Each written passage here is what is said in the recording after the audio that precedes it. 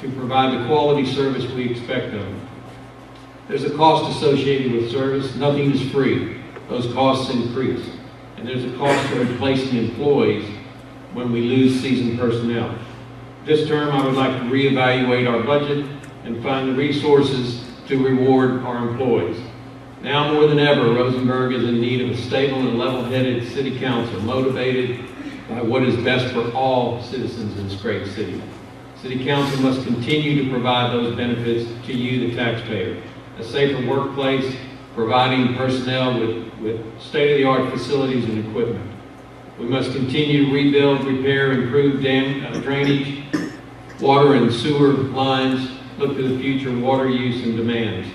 I will continue to always base my decisions on the facts presented and the guidelines we are required to follow in the form of ordinances and city charter, rather than on a personal agenda. All citizens deserve equal representation. Don't allow Rosenberg to be stopped or reversed to meet with the personal agendas of a few. Much of the responsibilities will lie with the council, and you will need fair, honest, ethical, and unbiased dialogue representing you. Thank you.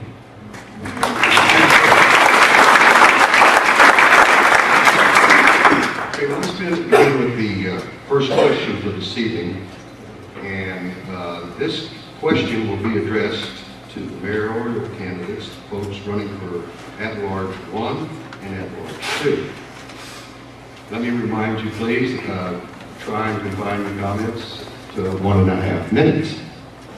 2 years ago, like many cities in the state of Texas, Rosenberg was just feeling the effects of, whether you want to say the Great Depression or recession. Property values had not declined to any substantial point.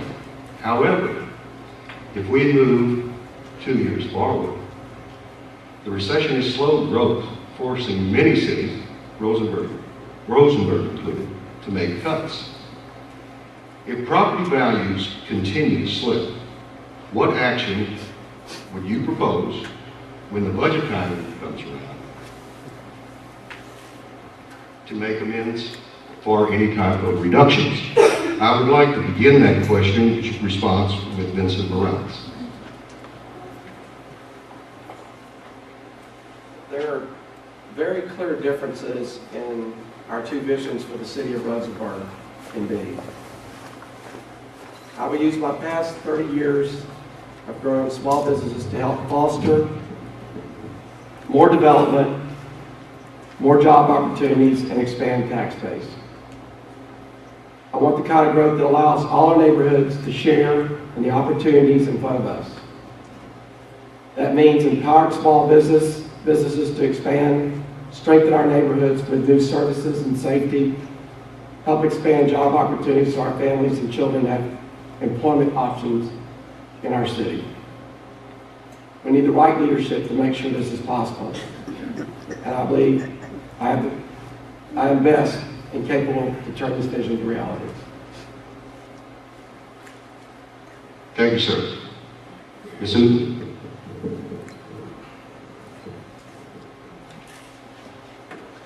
If the property values remain flat or decline, as you say, then we hope that sales tax will make up the difference.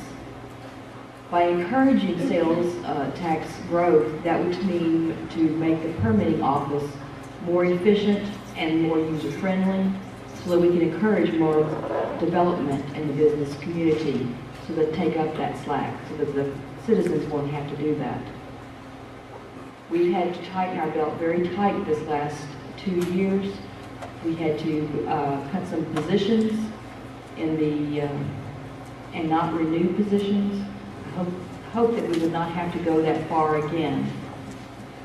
We have been able to maintain services, which I believe is what we need to do. The key to keeping the city surviving, though, is going to be to encourage the business growth that we need so that we can increase the sales tax.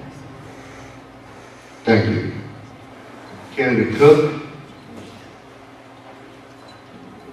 Okay, if the property values decline or stay the same, depending on what the dollar amount of the last, you have to kind of analyze the tax billings. I would not want to increase property tax for the resident. We could up the tax rate as long as the amount of your tax bill does not go up. We were really lucky these last couple of years that we had Rising Town Center. You know, sales tax, we get 2% of the sales tax. 1% goes to the operating budget, what helps the city operate, police, fire, public works, all that helps the 1%, that helps out the operating budget. 0.5% goes to the help with your property tax reduction, and the other 0.5% goes to RDC. Without knowing exactly what the operating costs of the city, it would just all have to be analyzed. But I would not want to burden the citizens with increasing their property taxes. I think we could do some creative budgeting with the sales tax that we receive and looking at the fees that we get from the fees we get from permits and things to kind of work out an operating budget until we can get the city into a better economy. That's what I would do. Thank you. Candidate Dervish, please. It's probably no doubt that we are going to suffer some more hard times. The price of fuel, among many other things, is affecting our economy. The problem is that you have very few options. You have to either cut your spending or you have to increase your taxes. And it's hard to get creative. You're only going to have so much money to work with. You're going to have to concentrate on your core needs. I can't sit up here and tell you that we can take anything off the table. Certainly wouldn't want to lay any employees off. But you can't take that off the table. I would take raising taxes off the table for me because being a conservative, I couldn't raise taxes. The other side of the coin is there's a lot of small businesses that want to come down and get on Avenue H and they want to fill up the old Kroger. There's a lot of small businesses that want to come in here and they want to invest in Rosenberg. Now might be the time to try to work with those people instead of trying to work against them. There's a lot of options out there. Hopefully we have been lucky and hopefully we will continue to be lucky and we won't be hit as hard as the Northeast. But remember in the 80s, it could be coming this way. And it's going to take common sense. It's going to take common sense and a man to make the right decision. And I'm willing to give it my shot. Thank you. Candidate Minton, please. Property taxes will break an individual. I'm sorry. James mentioned investment on Highway 90. I can tell you that if our town is not presentable, I can't imagine too many businesses going to want to relocate here. So we need to work on that. As I said before, I don't believe we necessarily always have funding problems as much as it is spending problems. It's my understanding that right now we have to some degree a hiring freeze. So we need to look into that. The Civic Center, there's ways to make money with the Civic Center. When it comes to a budget, you have to look for ways to save money, and it may mean layoffs, hopefully not.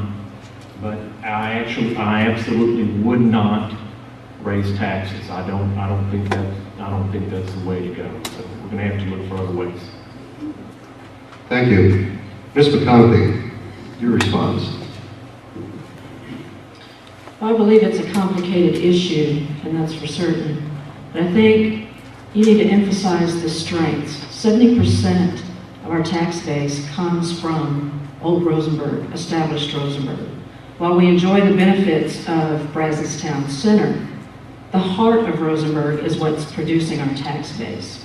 So I think we need to encourage those that are building our tax base, the 70% through small business, and lax some of the ordinances and layers of government that we have established in our city hall to encourage business and residents to come to Rosenberg.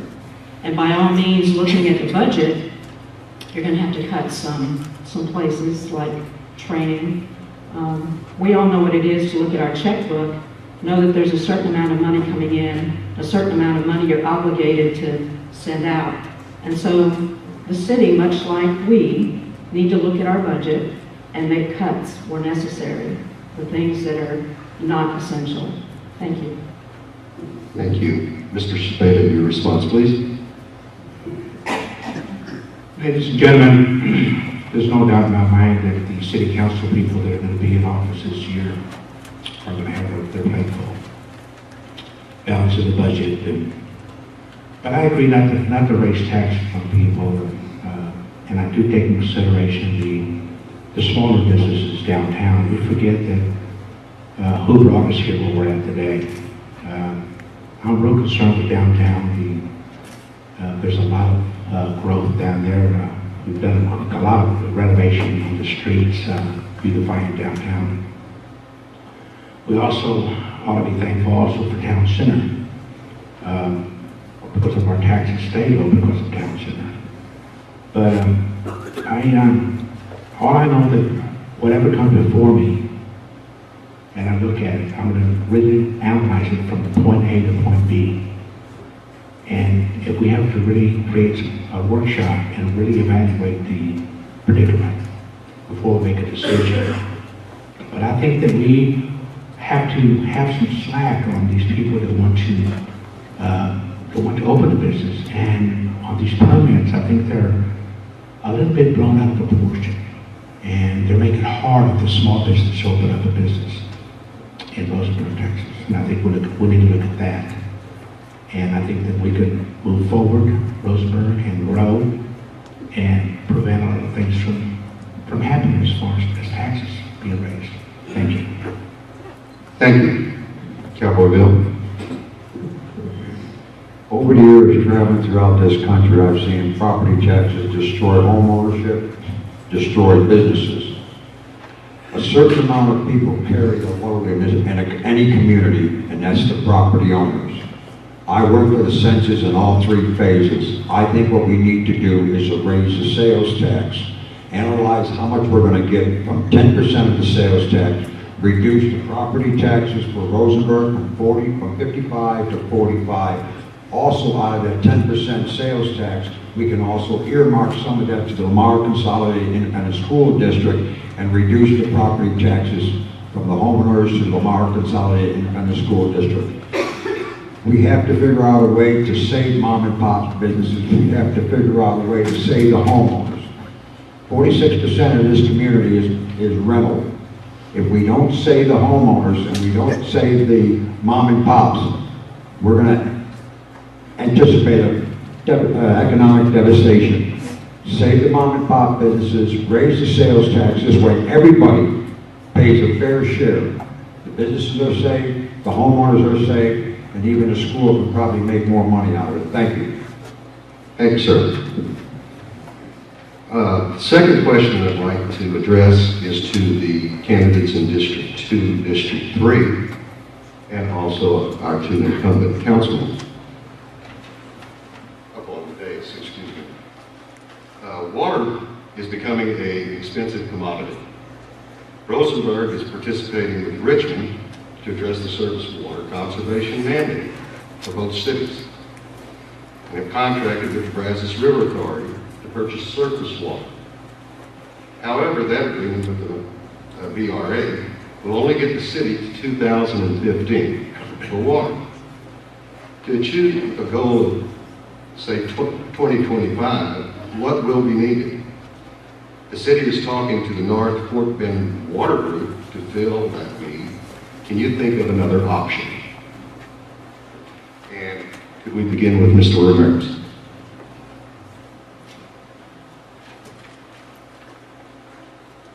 I believe that, well, let me say this, I have not seen much of what's going on with that, but I do want to say that I believe we can work together with the city of Richmond or with the Fort Bend County to see what we can come up and do the best what we can do for our city, because that's what we live in this